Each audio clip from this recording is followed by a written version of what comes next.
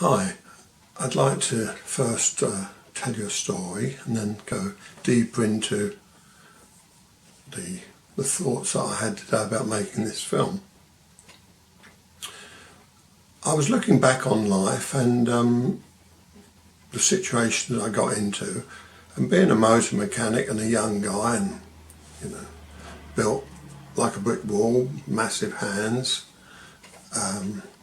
I didn't really care much about needing Aikido as a martial art to look after myself.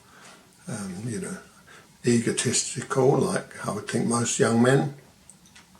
So when I used to go out to clubs or pubs, discos, all the things that young people do, I wasn't really bothered. It was as if I felt as I was bigger than the rest. I could handle myself, just being big.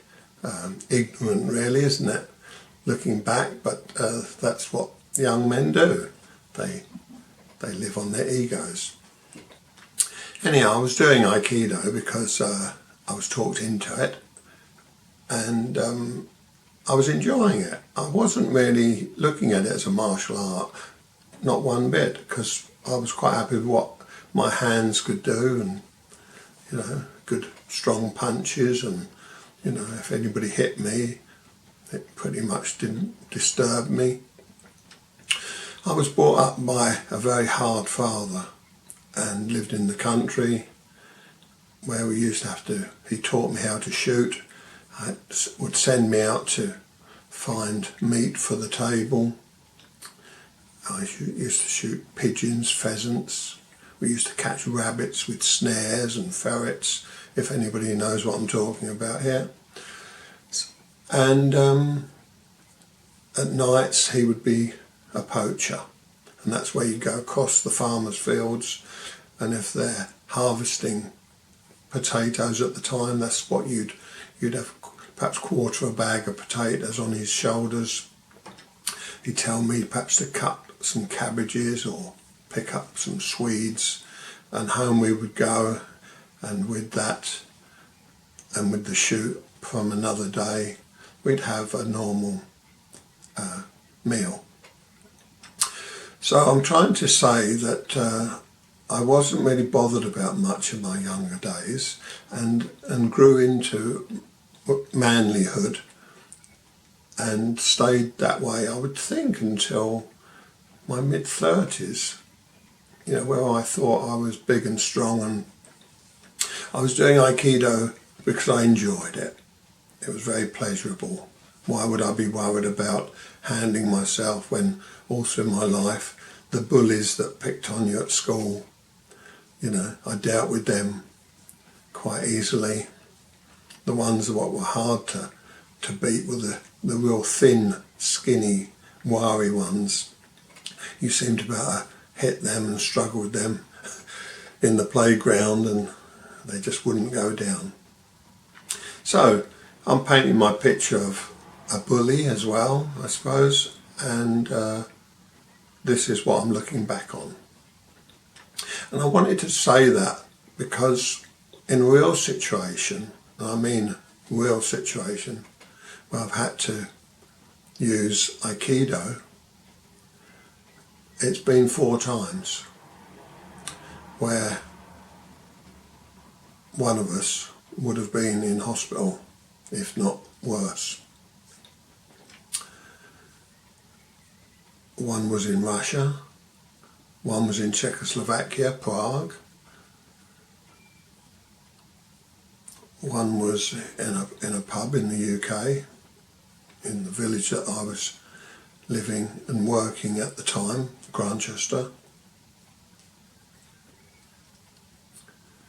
and another one was in Kefalonia not so many years ago.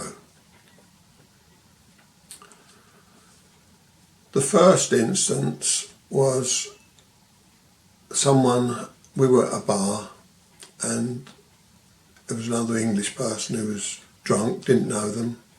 I was in Prague and I'd won a competition through selling the most amount of new cars, and we were in this hotel at the bar, many of us, I don't know, but a few a few deep at the bar and a long row. And I didn't see this black person close to me or near me.